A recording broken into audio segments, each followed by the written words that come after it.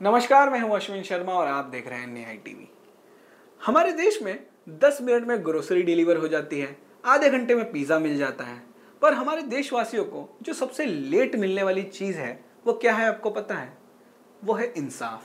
क्योंकि आप सालों तक लड़ते रहेंगे और फिर जाके शायद आपको इंसाफ मिलेगा, पर इतना समय लग गया तो उस इंसाफ की क्या वैल्यू रह गई? यानी आपने कोई केस किया, उस केस में अगर आपको 20-25 साल के बाद इंसाफ मिलता है तो वो इंसाफ किस काम का? ऐसे ही एक केस के बारे में हम आज बात करेंगे। केस शुरू होता है 15 अक्टूबर 2002 से, जहां अवधेश सिंह और उनका परिवार यूपी के शाहजहांपुर के गांव में आराम से अपने घर में सो रहा होता है। उनके घर में अवधेश सिंह के साथ उनकी बीवी और उनकी 3 बच्चियां थीं, जिनका नाम रोहिणी, सुरभि और नीता था। अब ये लोग सो रहे होते हैं, तब अचानक से 3 लोग इनके घर में घुसते हैं और घर के अंदर अंधाधुंध गोलियां चलाने लगते हैं। थोड़ा सा पैनिक क्रिएट हो जाता है और उस पैनिक की वजह से कोई कुछ समझ ही नहीं पाता है। क्योंकि आप सोचिए ना, एक परिवार शांति से सो रहा है और अचानक से गोलियां चलने लग जाए तो क्या होगा। सब पैनिक कर जाते हैं और जब वो गोलियां चला के भागते हैं तो देखा जाता है कि माँ बाप तो बच गए, पर तीनों बेटियों की मृत्यु हो गई है। घटना जो है 15/10/2024 बिना आज तक नीचे को थोड़ी सी वादी मुकदमा अवधेश कुमार निवासी ग्राम जेवा मुकुंदपुर थाना मिली। उनकी 3 बेटियों को घर में घुसकर गोली मारकर हत्या कर दी। अब आप सोचिए उस परिवार का क्या हाल हुआ होगा। पर ऐसे हाल में भी अवधेश सिंह पुलिस स्टेशन जाते हैं और इसकी एफआईआर लिखाते हैं। वो आइडेंटिफाई भी करते हैं कि किसने ये सब किया है। पुलिस इंस्पेक्टर होशियार सिंह, जिनको ये केस सौंपा गया था, वो अवधेश सिंह की बात मानने की जगह अवधेश सिंह को ही क्रिमिनल बना देते हैं। यानी इस केस की जब चार्जशीट बनती है तो उसमें अवधेश सिंह एज अक्यूज्ड बनाए जाते हैं। यानी एक बाप को ही उनकी बेटियों के मर्डर केस में क्रिमिनल घोषित कर दिया गया। वादी ने 3 अभियुक्तों नत्थूलाल, नरवेश और राजेंद्र, 3 लोगों के खिलाफ नामजद तहरीर देकर मुकदमा कायम बनाया।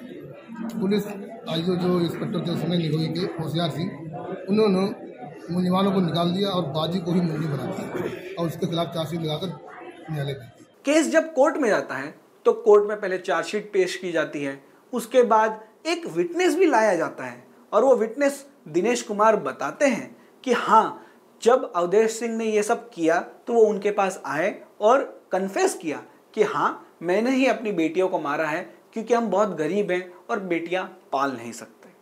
अब जब विटनेस था और पुलिस का भी चार्जशीट थी तो कोर्ट ने उनको हिरासत में लेने का निर्णय दिया। उसके बाद 6 महीने तक एक बाप अपनी ही बेटियों के मर्डर के केस में अंदर रहा जेल के। पर 6 महीने बाद उनको बेल मिलती है और फिर वो केस लड़ते हैं और केस चलता है 19 साल।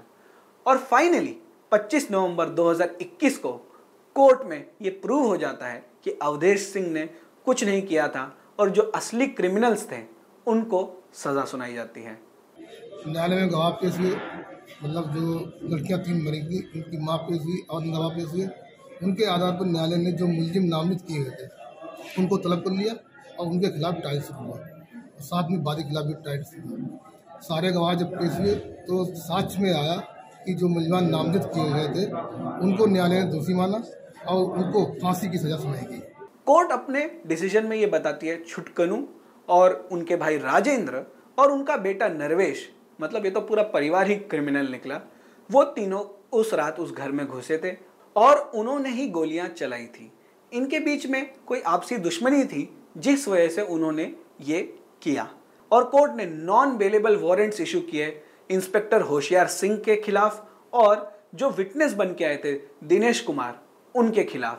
क्योंकि कोर्ट ने यह माना कि होशियार सिंह इन क्रिमिनल्स के साथ मिले हुए थे, तभी उन्होंने ये फेक चार्जशीट बनाई और ये सारा केस अवधेश सिंह के सर पे दे दिया। जिसमें एक अभियुक्त छुटकुन्नू उर्फ नत्थूलाल, इसके दौरान ट्रायल मृत्यु हो गई थी। 2 शेष बचे थे, राजेंद्र जेल में थे, नरवेश बाहर थे, दोनों को फांसी सजा हुई।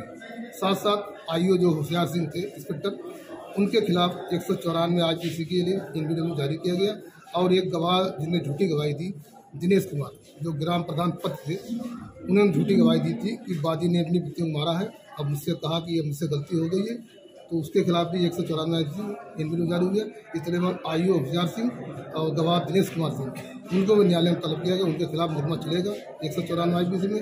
उनको भी 10 साल से लेकर आजीवन तक कारावास तक की सजा होगी। ये किस कोर्ट में सजा सुनाई है? ये न्यायालय एसजे 43 जज साहब हमारे सिद्धार्थ बागत। तो ऐसे फाइनली 19 साल लग गए एक बाप को अपनी बेटियों के कातिल को जेल में डालने के लिए। और मजाक की बात तो यह है कि उसी बाप को जेल में डाल दिया था इसी सिस्टम ने, यह कह के कि उन्होंने उनकी बेटियों को मारा है। तो आप सोचिए ये सिस्टम कितना धीमा है और कितना इनएफिशिएंट है, और इसे कोई भी किसी भी तरह मैनिपुलेट कर सकता है। आपने ऐसे कई केसेस देखे होंगे जहां नकली गवाह लाए गए, नकली सबूत लाए गए और नकली केस बनाया गया, और जिसको सजा मिलनी चाहिए थी उसको सजा मिली ही नहीं। इस केस के बारे में आप क्या सोचते हैं, ये हमें कमेंट सेक्शन में बताना बिल्कुल मत भूलिएगा। और ये जो हमारे देश में स्लो जस्टिस का सिस्टम चलता है, इसमें बदलाव लाने की काफ़ी ज़रूरत है, जो कि मैं ये मानता हूं। और इस बारे में भी आप क्या सोचते हैं, ये हमें कमेंट सेक्शन में बिल्कुल बताइएगा। और याद रखिएगा, दिन हो या रात हमेशा दें न्याय का साथ, पर न्याय सही समय पर और सही तरीके से। धन्यवाद।